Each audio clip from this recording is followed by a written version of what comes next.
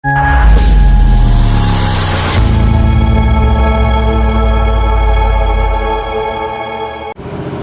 mapagpalang araw mga boss. For today's video, magre-restore ako ng second hand na bumper ng Toyota Vios Batman mga boss. Ang grit ng ginagamit kong liha mga boss ay 240. Dito ay lilihain ko yung buong surface mga boss para kumapit yung masilya at yung primer na ibubuga natin mga boss. Ang ginagawa natin ay wet sanding. Gumagamit ako dyan ng dishwashing liquid mga boss para hindi kumapit yung pintura sa liha.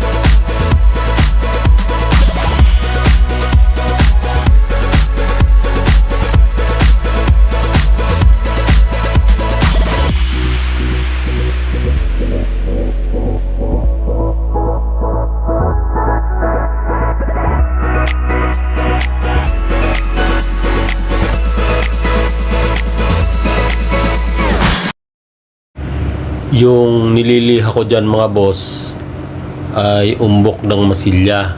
Hindi ko alam kung ano ang idinugtong dito nung dating may-ari ng bumper mga boss. Ginamitan ko ng tubo yung liha para kontrolado ko yung kain ng liha mga boss.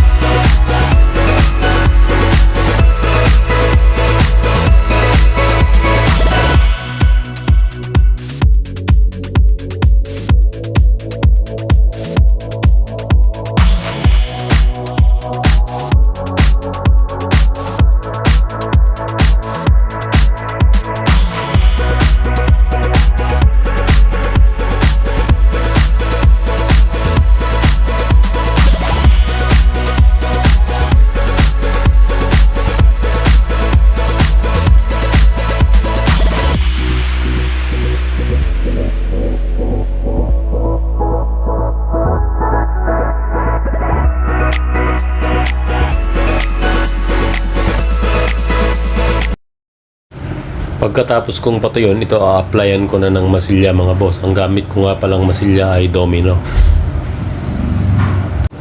Hindi ito sponsor mga boss. Pero sa lahat ng nasubukan ko, ito ang pinakagusto ko mga boss. Kasi ito malambot siyang haluin. At saka pino siya mga boss. Ayan, kita natin sa video mga boss. Maraming dents dito sa ilalim ng bumper.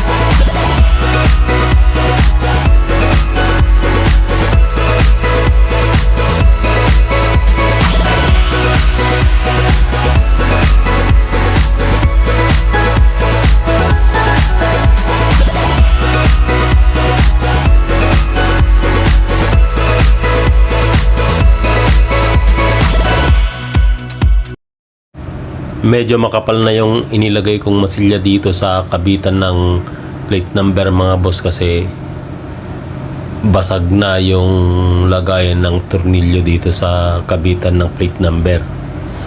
Kaya nilagyan ko siya ng flat bar na aluminum mga boss. Dito ay niliha ko na rin yung bumper sa likod mga boss, para pagkatapos ng maliha at mapatuyo ay a-applyan ko na rin ng masilya mga boss. Yung nakikita natin dyan na lumabas na plastic, yan yung pinanggalingan ng umbok ng masilya mga boss. Ewan ko kung anong inilagay noon nung dating may-ari.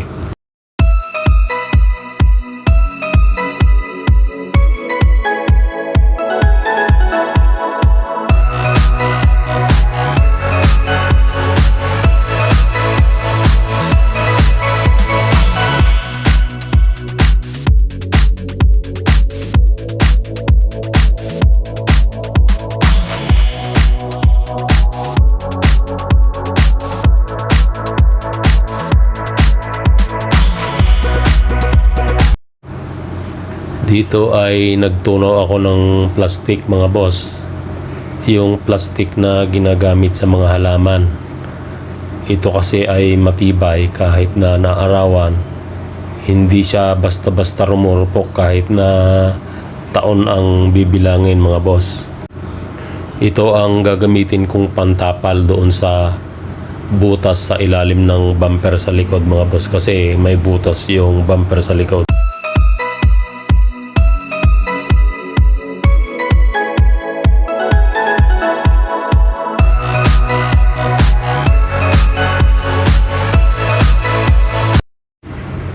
Dito, gamit ang dalawang vice grip, naglagay ako ng lata na para pansahod dun sa itatapal ko mga boss, para hindi siya mahulog.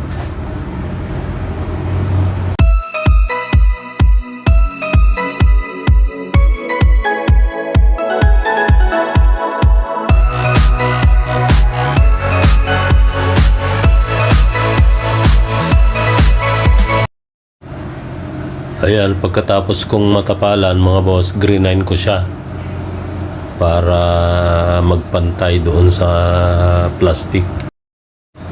Ayan, gamit ang kutsilyo mga boss, pinantay ko yung pinakadulo nitong bumper mga boss, yung itinapal ko mismo.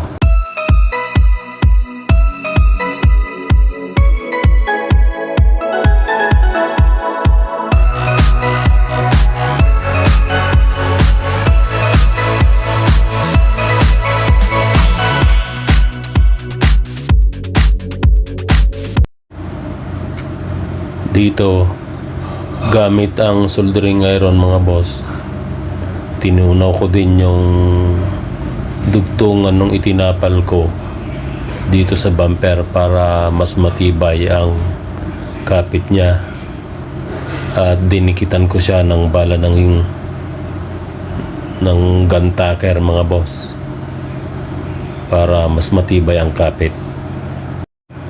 May mas magandang gamit para sa pag-welding ng plastic mga boss, kaya lang wala pa akong gamit na ganun, kaya magtitiyaga muna ako kung ano yung meron ako mga boss.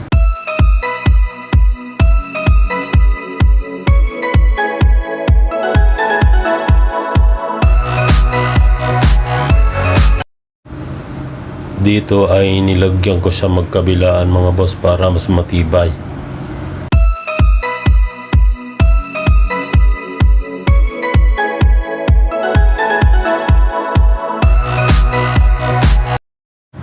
Kagaya doon sa una mga boss, nilagyan ko rin siya ng bala ng gun tacker para mas matibay pa siya.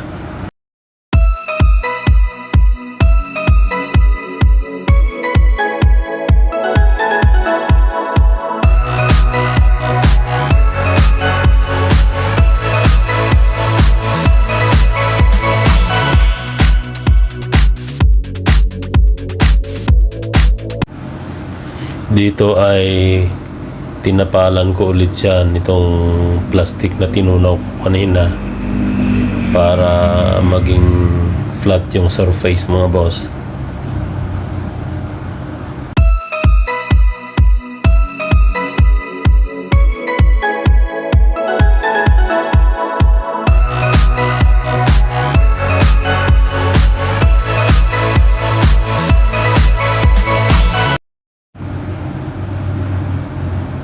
Ayan, at natapos na mga idol. Okay na.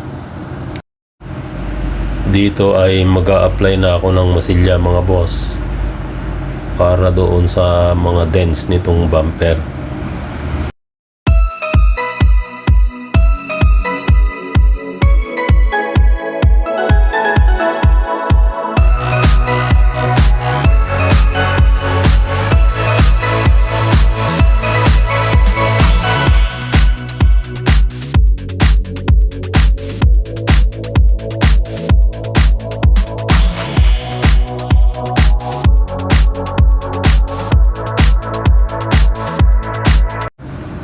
Ayan. Tumigas na yung masilya mga boss. Gamit ang 240 grit na liha ay nililiha ko na yung namasilyahan mga boss.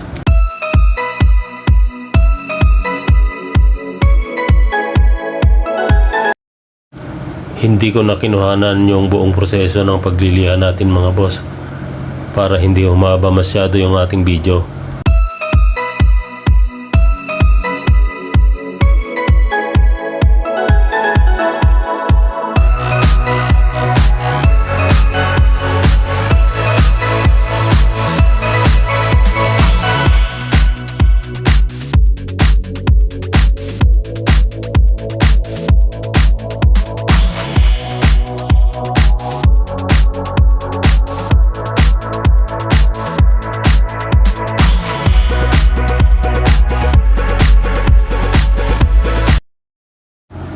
Dito ay nilagyan ko na ng masking tape yung grills ng bumper mga boss.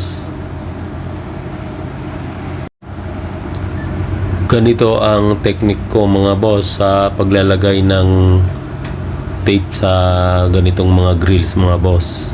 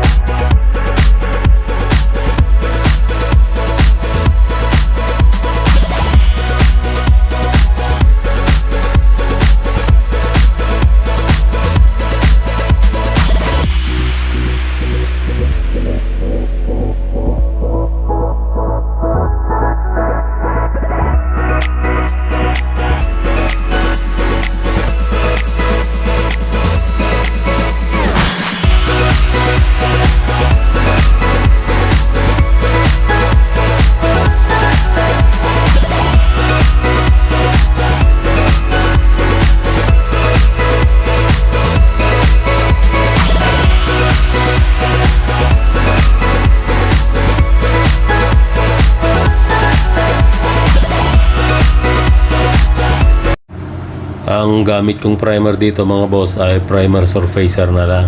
Dahil dati nang may pintura mga boss, mas mabilis kasi itong madry kaysa doon sa epoxy primer.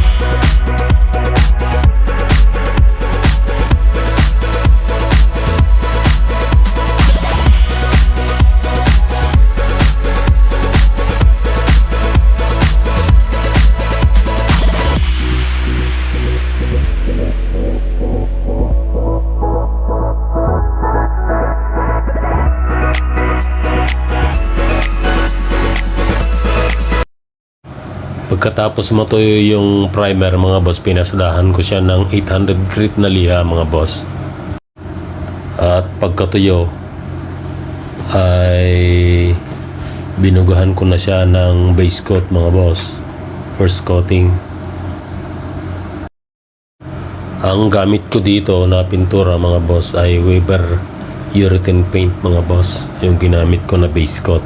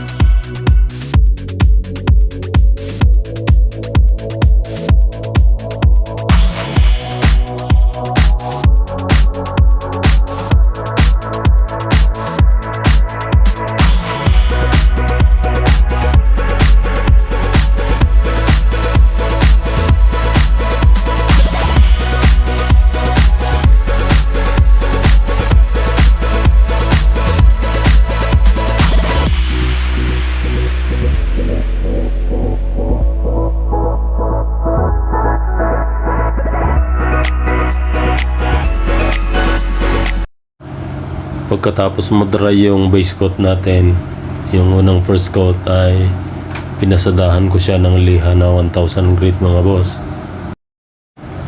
Hindi ko na binidyohan yung buong proseso ng base coat mga boss. Basta ang ginawa ko dyan, nag base coat ako ng 3 coatings.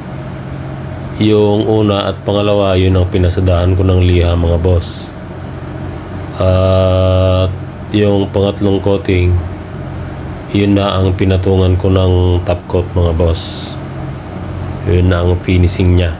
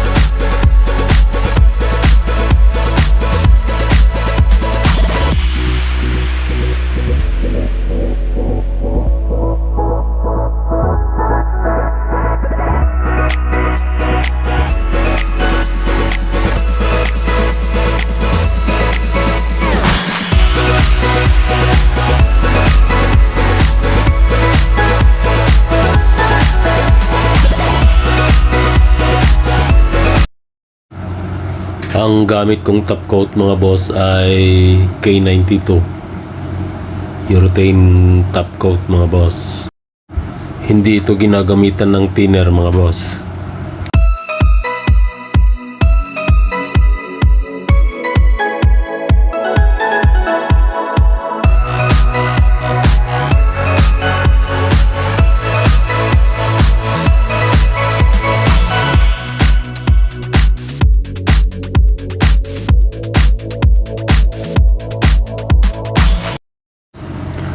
Ito na yung finish mga boss. Hindi ko na nabidyohan yung front bumper.